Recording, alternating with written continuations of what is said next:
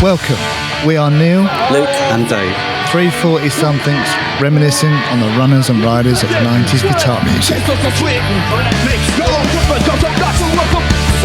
We look at the bands who soundtracked our youth on both sides of the pond and interview some of our heroes from the bands that defined a generation. You'll hear about the good, the bad and the ugly of 90s guitar music. This podcast is Stupid and Contagious. Hello and welcome to episode 103 of the Stupid and Contagious podcast. It's just me, Luke, again with the second of our 2025 summer specials. I hope everyone enjoyed last week's with MC Yala, something a little different to what we usually have on the show. So hopefully you enjoyed that. This week we've got Objections. So if MC Yala's album was my number one album in 2023, the Objections album, Optimistic Sizing, this was my number one album of 2024 of last year. So basically I really am just indulging myself and trying to get to speak to people whose music I really, really love. All right, so I'll give you a little bit of a rundown on today's guests, but we talked quite a lot about it in the interview, so I won't go on about it too much. So we've got all three of Objections with us in the interview today, Joe, Claire and Neil. We talk about it in the interview, but Joe and Neil have both been in bands separately and also together since the 90s, most notably Bilge Pump, who were a pretty big band on the underground circuit in the early 2000s. We talked about them a little bit on the interview I did with Joe and Chris from Wrong Speed in last year's summer special. And Claire, she's been in quite a few bands. We mentioned it again in the interview, so Nape, Neck and Beards, most notably. Really, really good bands, worth checking out if you haven't heard them. And so they've all been playing music for a long time, and they got together during lockdown in 2020 in Leeds, and they talk about it in the interview, so I won't tell you too much. But so far they've put out just the one album, Optimistic Sizing. You can see it behind me, and came out on Wrong Speed Records last year. And as I kind of stumbled to try to say why I liked it in the interview, I got caught off guard by Joe asking me why I liked it. But basically, I can't remember what I said. But I basically, it's if you're into your kind of interesting kind of post-punky sound, then I think you'll like it. For me, I think it's just clever and fresh and inventive kind of post-punk songs. Great songs, cool lyrics. They just sound like, but not like they're trying too hard. It's kind of like organically kind of interesting and organically cool. We talk a lot about it in the interview, but the main references are more the American side of things. So if you're into Fugazi and the Minutemen and bands like Erase Errata, who I love, all three of those, then they're pretty good reference points for if you're going to like Objections. They've played on Six Music a few times. Mark Riley's had them in session a few times on that, so they've got a bit of airplay that way. They play live a lot, so check their socials, and I'm sure they'll be playing somewhere near you soon. And as we find out at the end of the interview, they're already working on their second album, but it's probably not going to come out until next year by the looks of it. But there you go. That is Objections. So have a listen, see what you think, and I'll be back at the end just for a bit of waffle and a quick admin plug and all of that stuff. So here is Joe, Claire and Neil. Objections. Enjoy. So, Joe, Claire and Neil, thank you so much for coming on. There's lots of you, so do you mind introducing yourself quickly? Joe, do you want to go first? Hi, I'm Joe. Do you need... I play guitar. Said it. Okay. Play guitar in Objections. There you go. That's all right. Sounds good. Okay, Claire? Hi, I'm Claire. I sing and play bass in Objections. Great. All right, Neil.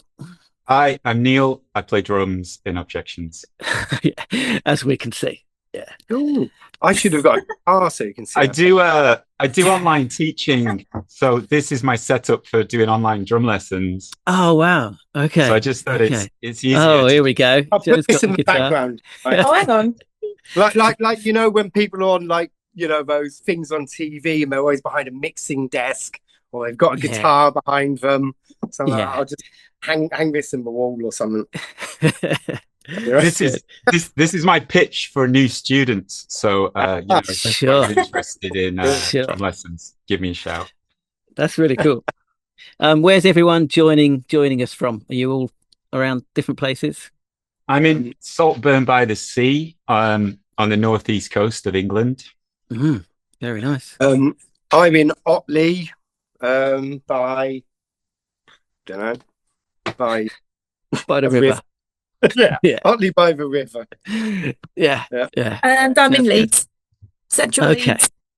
Okay. And you're based in Leeds, is that right? As a band, the band's based in Leeds, is that right? We say that because you've got to be based somewhere, haven't you? But I mean, yeah, everyone's lived in Leeds for quite a long time over the years.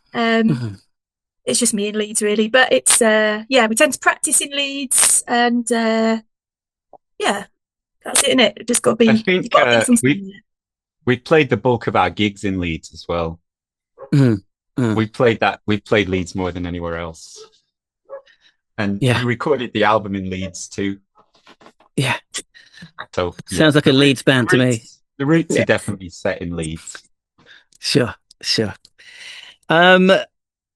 Right, can we go back a little bit? So this podcast is usually a 90s podcast, and I know some of you have been around since playing music since the 90s, right? Joe, what can you tell us about your beginnings? Well, I started playing music in the 80s. Oh wow. Yeah, when I was at school, my first band with my brother and my mate Dave, Fatal Practice we were called. We formed in 1985, I think. Around about the time of Live Aid. So, yeah. They're 40 years ago. That's great. Yeah. And in the 90s, what bands were you in? I was in a band called. Well, I started off in a band called. I was in a band called Derv in the early 90s, and then I was in a band called Detritus. Actually, I forgot about it. Oh, and Mask. I was in a band called Mask. I played drums in Mask. Was actually good. That's the first time I think Neil saw me, was playing in a band called Mask, playing drums. Then I was in a band called Bilge Pump with Neil, who's just over there. Yeah. And I was also in a band called Polaris, also with Neil, who's just over there. Yeah, and that's like from like mid-90s on, basically. Is that right? Yeah, basically, Polaris and Bilge Pump. Yeah. Exactly. Yeah. Neil, so Bilge Pump, anything else? Well, if you want to go right back to the start, I was in a thrash metal band at school from the sort of mid to late 80s. And what were you called again? We were called Infiltrator. And we played a few gigs at local youth clubs and at the school itself.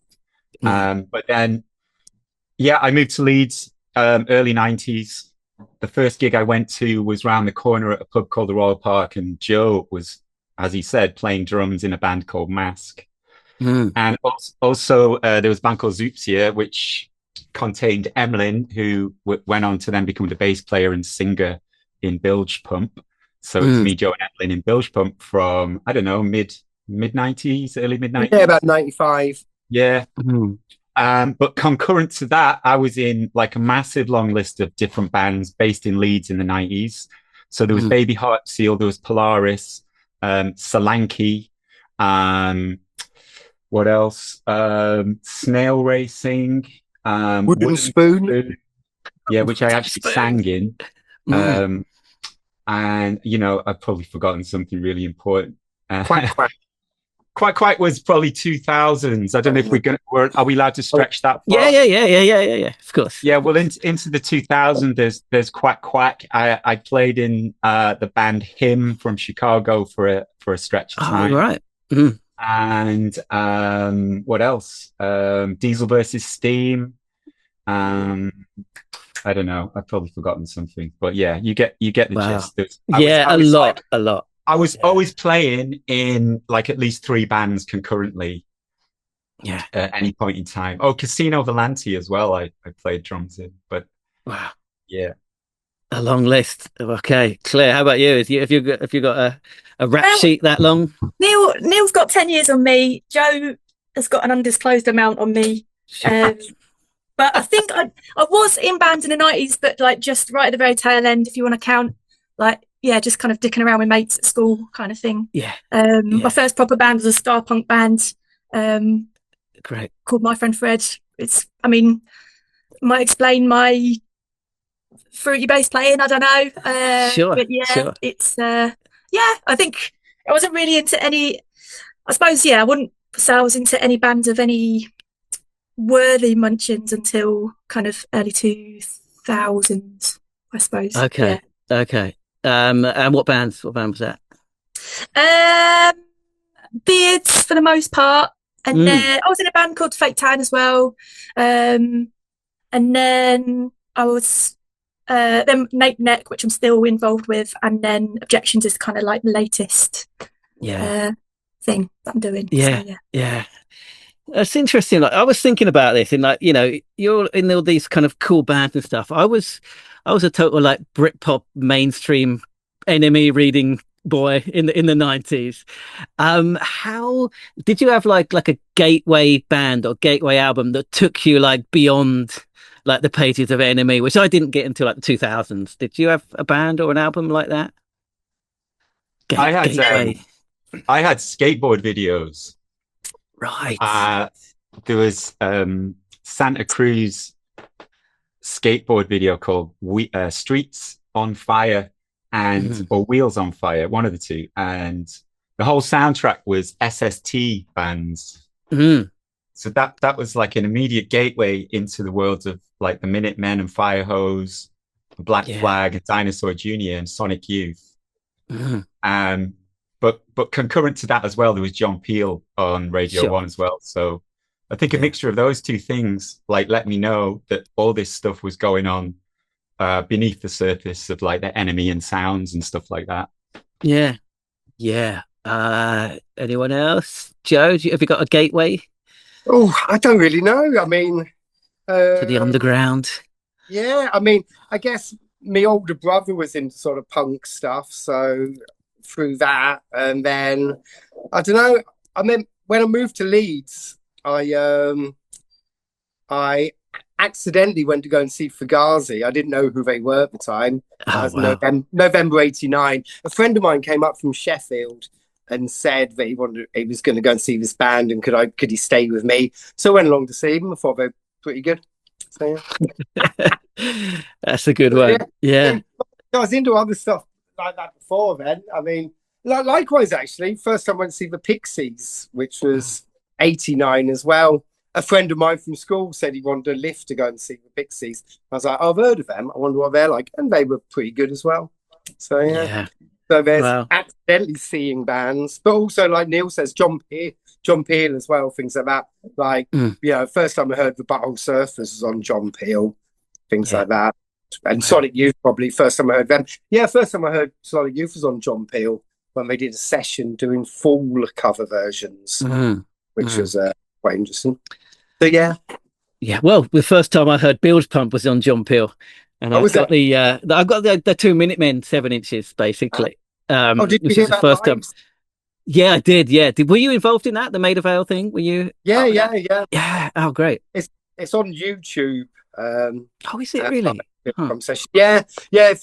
Yeah. If someone's put it on YouTube, don't know who, but so you can listen to it again. Yeah. How about you, Claire? Have you got a gateway about? It's hard to say. I think it's just a multitude of factors, isn't it? I was definitely really into my Britpop in the 90s. When I was a child, that's my excuse. But I was really into all the Shine tapes. Yes, and 100%. There was the occasional crossover to a lot of American music, even though they were very kind of Britpop focused. There'd be things on it like Green Day, Dinosaur Jr. And I think actually just the physical act of going into a record shop, looking in the back of a CD, looking at the thanks list, you know, when bands thank other bands, and just following that kind of kind of like chain of reaction of just like, oh, if you like them, then you like that, then you like that, then you like that. I mean, I came of age around the kind of birth of the internet as well, kind of sitting in a college library at school with a newspaper, kind of looking up bands, waiting for the screen to load up kind of thing. So yeah, I was definitely like that perfect age of just having a wealth of information about various bands and genres and all sorts. And I think also, just in Kent at the time, there was a really quite intense straight edge hardcore scene. And I mean, in Kent, yeah. Really? So I grew up in Folkestone. Yeah. And you know, when you're growing up somewhere kind of nowhere, like you end up just going to anything, don't you? You just go to whatever's there. Yeah. And I was never into straight edge myself, but it was definitely like a really good kind of like right in the deep end at seeing like what an intense form of music and how dedicated and kind of fanatical people are about certain bands and certain music. And yeah, I think just very kind of like analog act of just talking to people at gigs and just finding out, you know, looking at like people's band t-shirts, thinking, oh, that like the look of that shirt. I'm going to go to a record shop next week and see if I can find anything about them. Really like kind of dedicated digging, you know. Yeah. Can you think of one band that you did that for? No Means No, really important band for me. Kind of flipped me over from kind of Britpop and then getting into the Pixies and Green Day, I suppose, and then Fugazi, and then it was No Means No, and then all the kind of technical stuff, and then you know, Bottle Surfers again, and then kind of getting really into that 90s noise rock sound, which is really important to me. Yeah. Okay, that's a great answer. All right. So let's finally get to Objections. Can you tell us about the roots of Objections? And how you met up with Claire and everything. Yeah. So you two knew each other from way back. So when did you first come across Claire? Well, we played gigs with her bands, with her bands and things like that. So we've done gigs with her bands. So that's probably how. And just knowing her anyway, I think, just socially. We all lived in Leeds, so the scene was pretty not small, but like connected. So everybody knew each other or knew of each other. So everybody was at each other's gigs and knew each other's bands. So it was kind of like that, just sort of, I don't know, just that kind of organic mixing in the same spaces and, you know, and all playing kind of like, you know, strange music that we were all interested in. Yeah. So who was it that said, "Okay, guys, let's put the band together"? Was someone make that decision? I think it's Joe. Because Emlyn sort of like handed in his, not exactly his resignation, but he's kind of like sort of non-specific time out. Notice. He gave his notice for that. Yeah. So shortly after that, Joe just asked me if I wanted to do something, and he said he was thinking of asking Claire. And I said, yeah, that sounds like a good idea. Yeah. Well, what did you think when they approached you, Claire? I couldn't believe it. Yeah, I don't know. It was really surreal, really odd. It was an odd mix of feeling very flattered and grateful to have been asked, but also, oh shit, that's the end of Bilge Pump then for the time being. I don't know. It's weird. It was a weird mixed feeling. You know, I'm a big Bilge Pump fan. You know. Sure. And I definitely. I think I responded immediately saying I need to think about this properly because I don't just want to kind of commit to something, and I've bitten off more than I can chew. So I think I did respond to Joe pretty quickly saying thanks for asking, but let me just think about this so that I don't fuck it up, basically. And then yeah. I think interesting. Wait for about a week or so. I think. Did I? Yeah, it was about a week or so before you finally. Oh wow! You said let me think about it. And you said, give me some time to think about it. And about a week later, I might be exaggerating. Wow. Why do you think you didn't have that confidence that you could do it? Just having time. I mean, even though it was in the middle of lockdown, but I still feel like I had quite a lot going on. And I was doing a solo project at the time as well, and doing a lot of stuff with that. And I don't know. Just don't want to.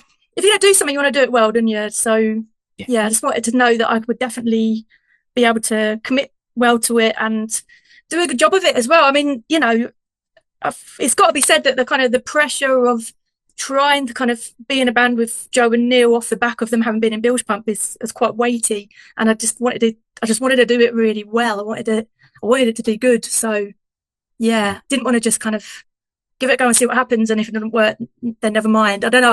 I wanted to kind of put everything into it, really. Yeah, I like that. Yeah, that's great. So, I mean, if it was in lockdown, how were you practicing and shit like that? How did that work? It was just after lockdown.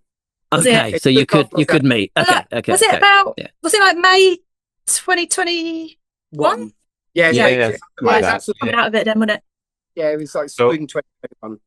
It was kind of like it was kind of like put in place on paper until the point where we could actually get in a room together. Yeah. Right. And make some noise. So when you finally did you have like material and stuff? Did you have stuff ready to go because he had been waiting? Well, we had I think we started with a few leftover ideas from Bilge Pump just as a way to get going. Mm. I had a few riffs I'd been working on over lockdown as well.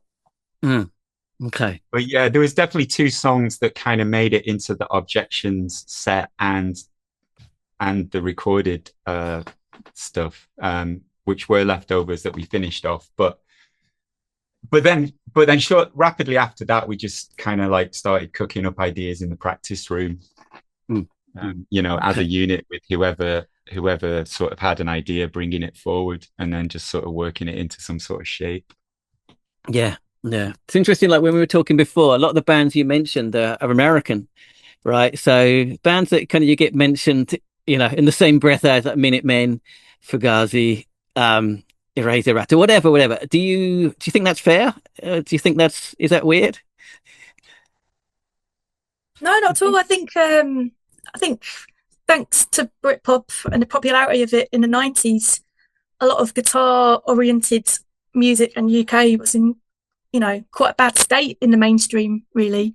So I certainly felt that I was always looking towards US bands as, you know, they're doing the right thing, they're playing their instruments really well, they look like they're enjoying themselves and they're doing really clever stuff, and it felt had a lot more credence to it than a lot of the kind of landfill indie bands in the UK that were going around at the same time. And it's I don't think at the time I was very conscious of it. I think it's only now I can kind of look back to what I was into 20 years ago. It's like, it was just I just liked American bands, and I didn't kind of know that anyway. It didn't occur to me. Sure. Anything to add on that, on the American influence? Same for me. I wasn't really conscious of it at the time. It was just music, and I didn't really stratify it into where it came from. But it was only really looking back that it does seem like, it was very American centric for that sort of decade.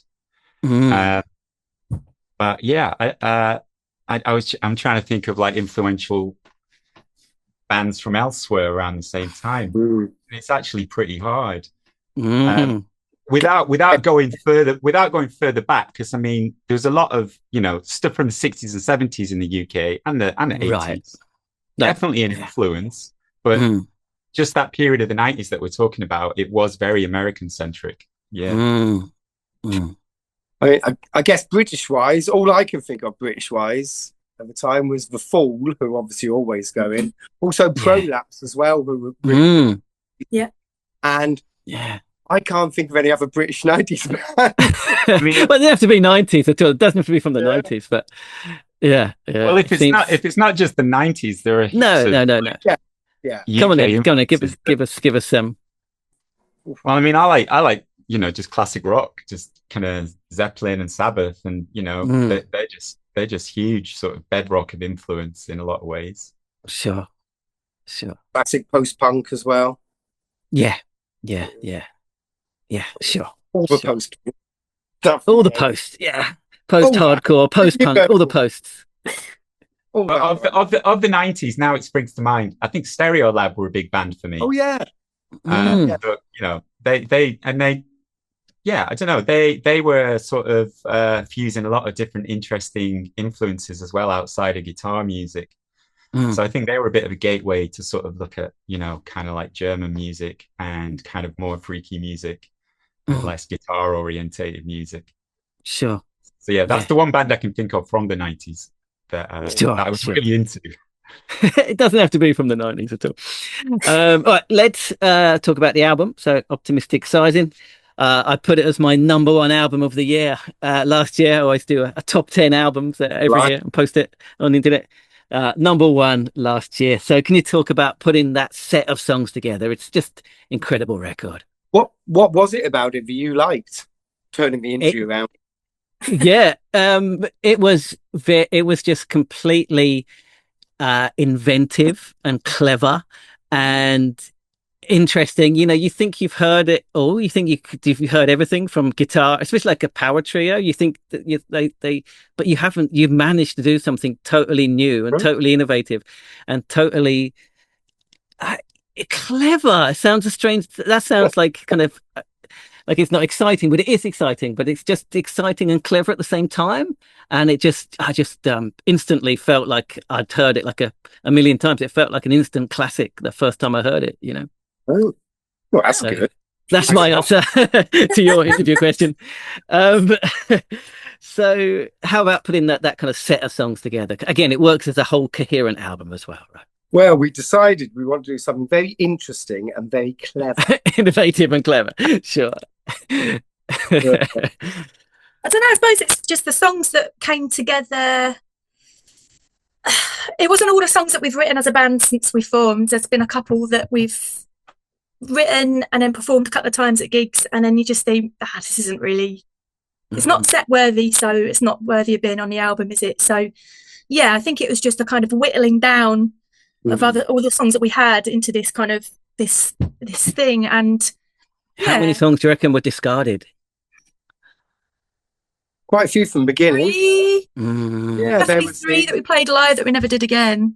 There's a Stereolab Status Quo song. Oh yeah. There was one.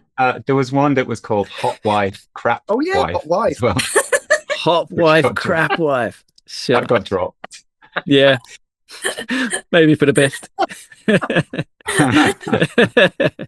And Claire came up with that title, by the way. Yeah. Great. It's great.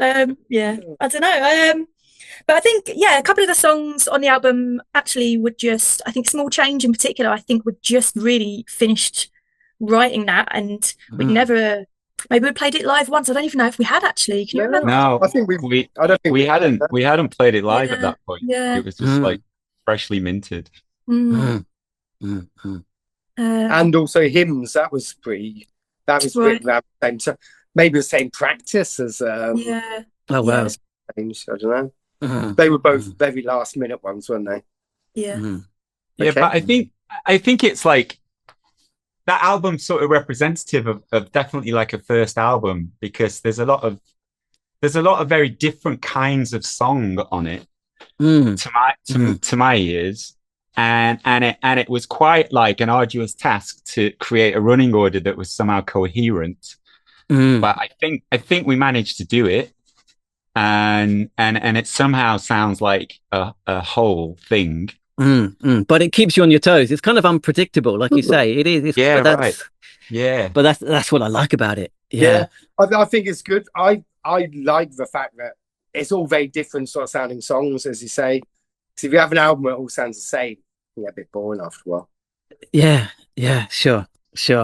Can you talk a bit about the lyrics? Maybe pick out like a couple of tracks from the albums with lyrics that you particularly enjoy, and talk us through it, if that's possible. Yeah, sure. I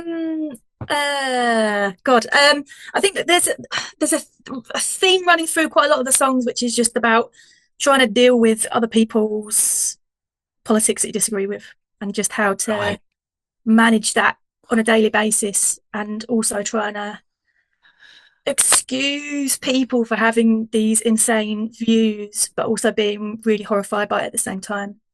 I think a lot of people can relate to that, right? Yeah. I mean, it's very, it's very kind of, it's of a time in that respect. But then, Word's strongest isn't really about any of that. World's Strongest is just about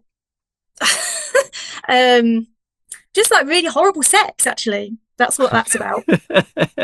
And yeah, then kind of sex and relationships and all that kind of stuff is also a theme throughout the lyrics as well. And it's not meant to be purposefully gross out or particularly, grim or anything like that, but it's just, I don't know, just kind of what happened when I was writing the songs. And yeah, felt like quite a good release of some like certain things that I've just been kind of holding on to for a long time, I think. And, Sure. Yeah, it's the first time I've been in a band where I've been doing proper singing in a sense of it being melodic and very kind of, first chorus, that kind of style, not just kind of shouting random stuff. That's and, interesting. Yeah, it's quite an exercise. But yeah, I mean, really proud of the lyrics in particular of Word Strongest, as I mentioned. Small Change. I mean, all of it really. Yeah. Tell us about Small Change. What's the concept behind Small Change? It's just about wanting to get off with someone. I'm sensing a pattern emerging here. Yeah. I don't know, something, if it's not, it's got to be something kind of confessional about good lyrics to a point. I mean, I don't know. I feel embarrassed now. No, not at all. And then there's just one more thing, or TMO, what is it? What the initials are, whatever it's called on the album. Is a bit more kind of breaking the fourth wall, where it's just about me feeling anxious about being in a band that has two members of Bill Trumping, So yeah, I don't know. It's there's a lot going on there, but for the most part, I think the main themes are like how do you just deal with the world when there's so much misinformation and people are incredibly gullible. Yeah, how the fuck do you? What's the answer? I don't know. I think there's got to be an element of kind of killing people with kindness. Like I do genuinely believe that most people do believe in good, and they are good, and they're just getting stuff wrong. And I don't think that. Yeah, I don't think people know that they're being hateful, and I don't think that they know that they're being abhorrent. It's just they're just totally misinformed and misjudging the situation. Really. Yeah. I have to believe that. I don't know. I have to. All right. Neil and Joe, have you got any lyrics that you particularly like, you enjoy when they're... I was going to say TJOMT is the song which we plucked the album title from. Okay. Optimistic Sizing. And at the time, I didn't know the context it was in, because Claire only revealed what that song was about when we did a Mark Riley session. Yeah. So it's the song about anticipating and then being in a band with me and Joe. But I didn't know that. But I just thought I thought that line just stuck out to me, because there's a certain optimism necessary to start a guitar-based sort of noisy band like now, in like the 2020s. And there's a certain you need a massive amount of optimism to do something. To just start a band at this point in time, because music is so saturated with other bands with the same setup or the similar setup and the similar format. So it was so that's what I kind of attached to the title of the album, via the song, where it had a different meaning. Sure. Yeah. Joe, anything you want to... Oh, blimey. I don't know. Yeah, the lyrics are all good. I like them. I think it's worth saying that I think the other two have got a kind of implicit trust in they just let me get on with it. And actually, I don't think it was until we were recording a lot of the songs where they'd even really heard the lyrics properly. Right. I don't know. It's like I'm given a lot of freedom in that respect. I could be singing about all sorts, but yeah, but I guess that's part of it as well. That we're we know each other on a personal level enough to know that you're not going to be singing about something abhorrent that we disagree with. Sure.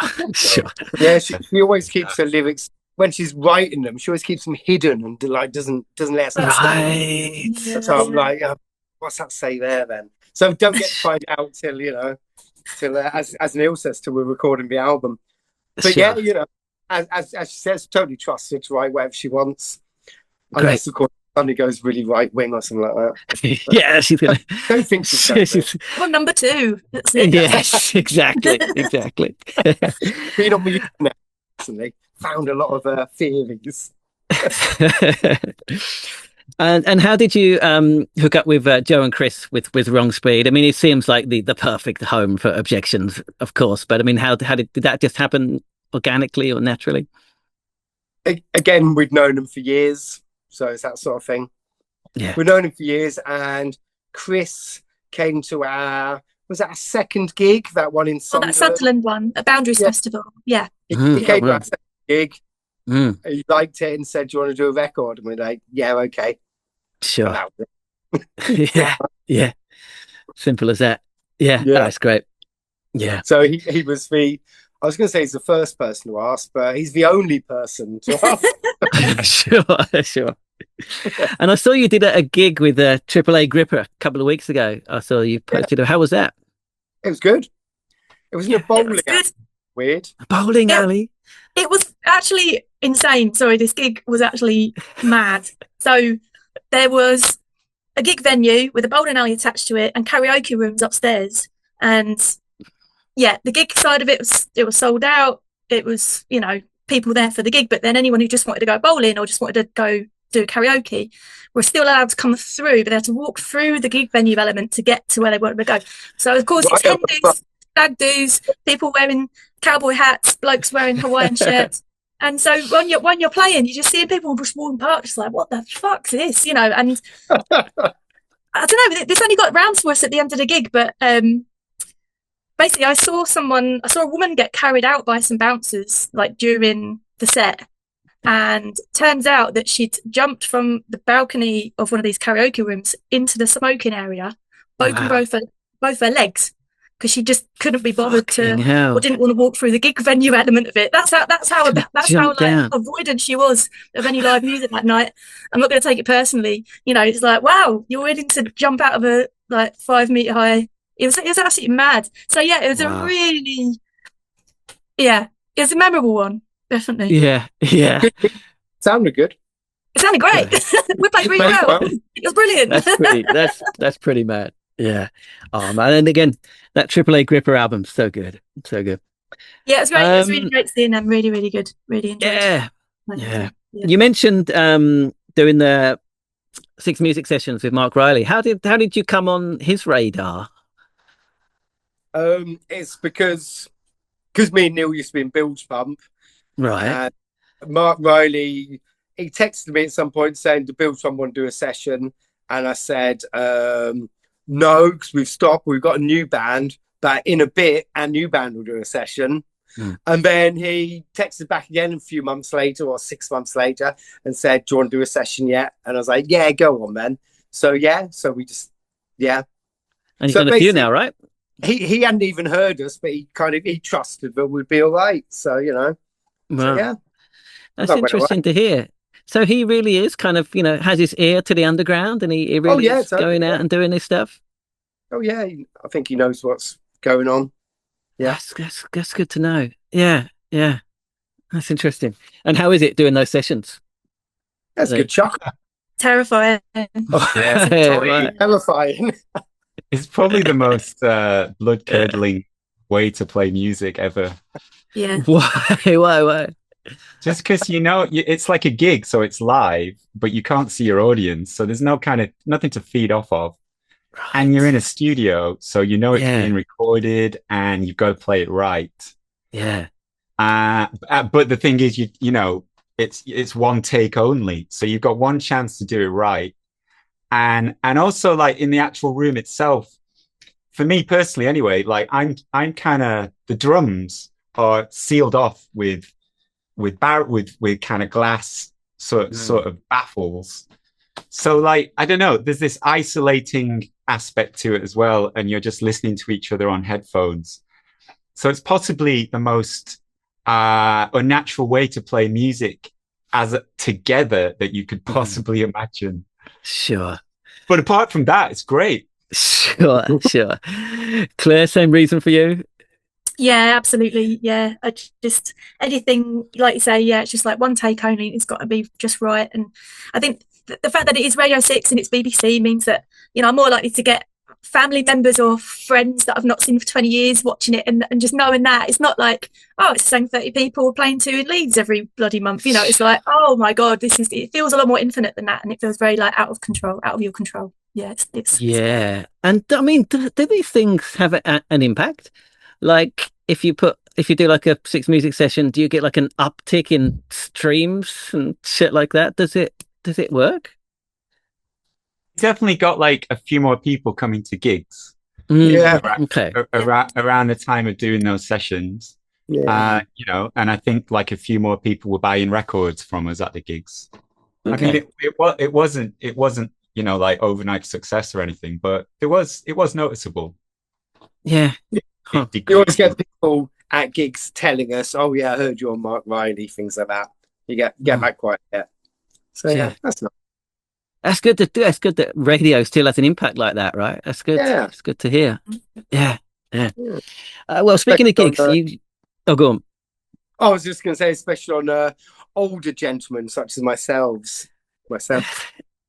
Well, speaking of being an older gentleman, you still you play live quite a lot, right? I mean, do you still enjoy that side of being in a band, or are you like, oh, I just want to have a cup of tea and go home? Do you enjoy it? I like a gig and a cup of tea. Sure. They're not mutually exclusive. You're right.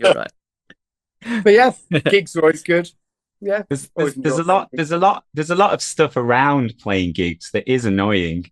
But actually playing the gig is what makes all the annoying stuff, like, you know, it means you can tolerate the annoying shit, because playing the gig is the thing that kind of wipes the slate clean again, and like you forget about the tedious hours driving on the M1 or whatever, and then, you know, the hours waiting around in a fucking bowling alley or whatever it is to play a gig. So yeah, there's loads of really fucking annoying shit involved in playing live, but the actual playing live is just like hands down one of the best things ever. Like, you know, that's just how it is. Yeah, totally agree. Claire? Yeah, it's just the immediate payoff. You know, it's just really fun, and it's really nice to see people enjoying it. And yeah, just as Neil says, you know, lots of things around it can be annoying, but yeah, I get really nervous before gigs, like day before, and then also like on the day itself, and that it's just something that I kind of get used to, but it's always worth it. It's always worth the emotional turmoil. You know, it's like it's just so instantaneous reward. So yeah, it's great. Yeah. When I interviewed Joe and Chris, we were talking about, you know, basically, I can't remember what we were talking about, but Joe said just existing as an underground band in 2025 is punk rock. Do you agree with Joe? I completely agree. Yeah, I mean, I think there's been a lot of you know, it's exemplified by a lot of bands having to pull out certain festivals because they're sponsored by this company that's got links to this arms manufacturer, you know, and all that kind of stuff. Is like, we don't have to worry about that. We just don't have to worry about that. Right. Because it's just not the world that we're in. I mean, and I don't know, I just don't think there's really any kind of payoff for trying to exist in that world. And me and Neil in particular, we've both got experience of being kind of session musicians and playing in bands and kind of tasting that kind of side of, you know, industry bands, industry venues, proper professional music promoters, etc. And all it's done is just kind of solidify any kind of DIY values that I have when it comes to music and art, you know, really. Right. It's hardened you against it. You're like, this is absolutely right. Yeah, totally. Yeah, I really like that point that Joe made about it being a political act to and to create a label. I kind of thought that was a very good point, and very well made, and I totally agree with it as well. I think just any pursuit that you funnel in all your kind of passion and energy and time just for the pure enjoyment and satisfaction of like creating something collectively with your friends and then taking it out to like share it with other people. I just think that has just got increasingly more valuable over time. Just because the world has just got more, increasingly more insane, and everything's monetized, and everything is just kind of at the mercy of, just the sort of like capitalist neoliberal system that we're fucking all kind of like, trapped under, but drowning in.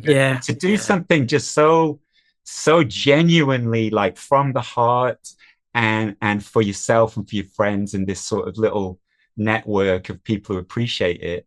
It's it's just genuinely valuable and a really, really human thing to do, but absolutely political as well. 100%. So in that sense, I'm totally on board with what Joe said about that. Oh, I love that. Yeah. And is it hard to exist as an underground band in 2025? Nah, you just do really. it. Just do it. I think like Let's do it. Yeah.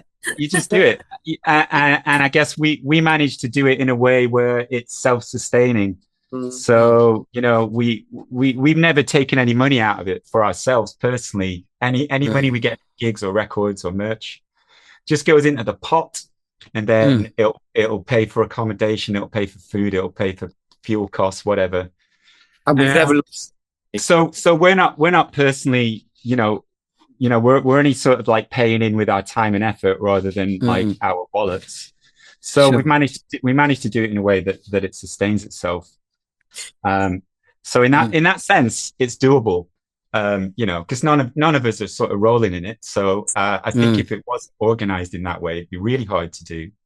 But I think our costs are kept so low because every gig we do, we just go in Joe's car and we take, a couple of amps and guitars, and I take a bag of cymbals and a snare drum, and we just borrow the house gear. Sure.